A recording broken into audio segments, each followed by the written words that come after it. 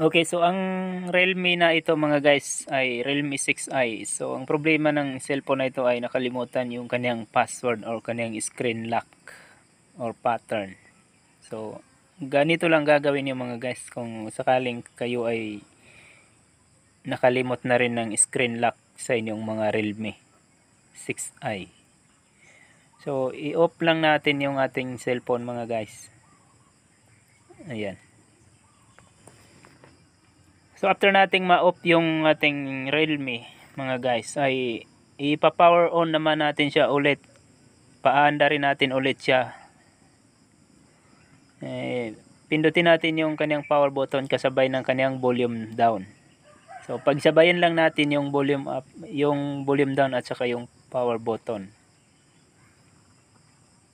Ayan, then bitawan natin yung power button, steady lang natin yung volume down hanggang lumabas yung recovery mode. Ayan. So, piliin lang natin yung English mga guys. Ayan, then punta tayo sa may wipe data mga guys. Ayan. Then lagay natin yung number na yan na 3410. Ayan.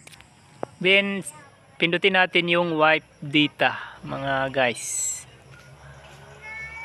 Ayan, then clear.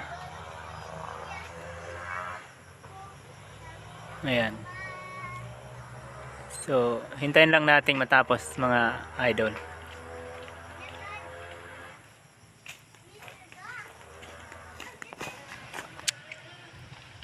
Okay, ayan.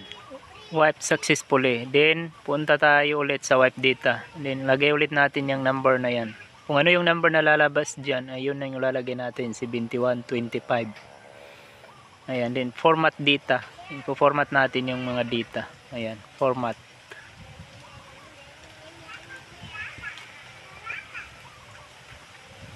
So, hintayin na rin natin matapos itong mga guys. Okay, ayan. Wipe successfully.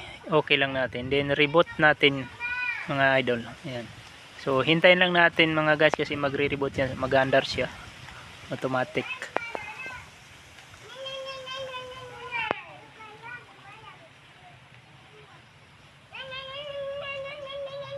Ayan. So, dito sa Realme na logo mga guys, hintayin natin dyan ng matagal kasi matagal siyang mag-stay dito.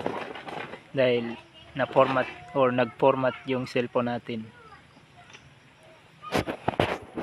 So, lagay muna natin, itabi muna natin mga guys para hintayin natin maglabas yung kanyang application.